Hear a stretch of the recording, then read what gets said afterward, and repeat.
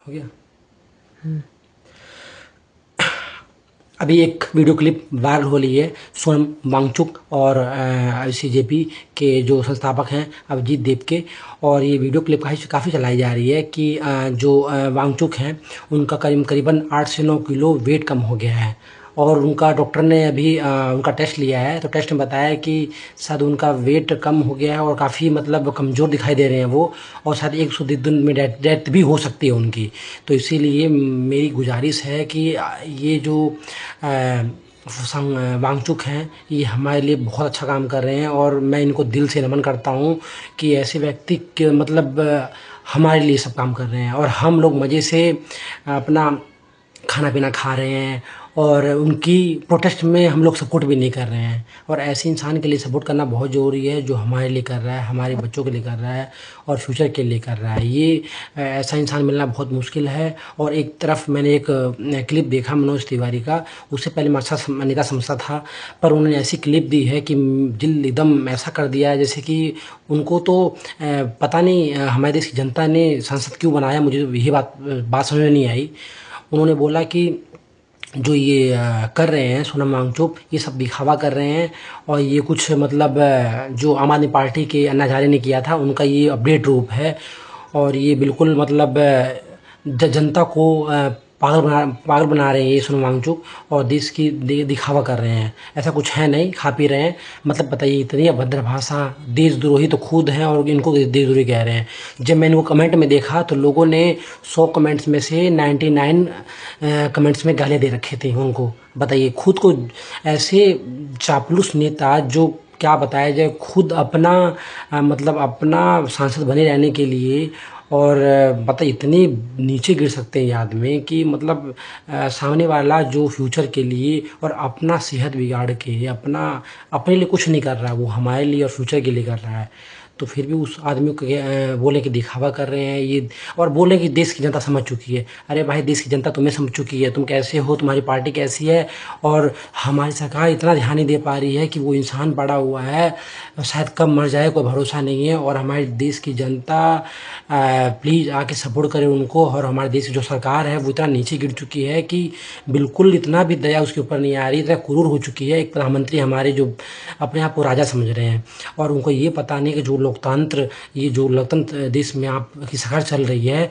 वो सब लोकतंत्र सरकार है जो देश की जनता ने वोट दे के आपको बनाया है। तो प्लीज़ आके उनसे बात करिए, और जो उनका सपोर्ट है, जो देश के लोग कर रहे हैं, जो बच्चे कर रहे हैं, उनमें साथ दीजिए।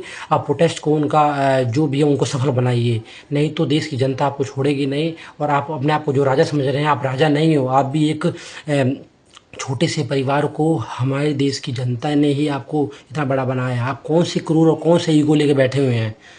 आप कौन सा ईगो लेके बैठे हुए हैं जो आपका दिल पसीज नहीं रहा है उस इंसान पे जो अपनी सेहत को दाव पे लगा के बैठा हुआ है। वो दिन ब दिन नीचे जा रहा है, उसका वेट कम हो रहा है, वो कभी भी मर सकता है, कोई भरोसा नहीं है। पता नहीं 20 जुलाई तक वो रह पाएगा नहीं रह पाएगा। 20 जुलाई को जो हमारा और सभी सीजेपी लोगों का नारा है कि संसद चलना है और पीसफुल मार्च करना है, और ये सब मुमकिन होगा कि भी नहीं होगा पता नहीं है, क्योंकि आज 16 तारीख है, 18 दिन से प्लस हो चुका उनको, और 4 दिन और बाकी है। कम से कम मुझे लग रहा है कि अभी कुछ खुदा न खास्ता कुछ हो जाए उनको तो जवाबदेही किसकी होगी? आप धर्मेंद्र प्रधान के लिए क्यों इतना वो कर रहे हैं कि उनको इस्तीफा नहीं दिलवाना चाहते? उनमें ऐसा क्या है, मैं पहले ही बोला था, उनमें ऐसा क्या है जो हमारे देश की सरकार उनको इस्तीफा नहीं दिलवा रही है?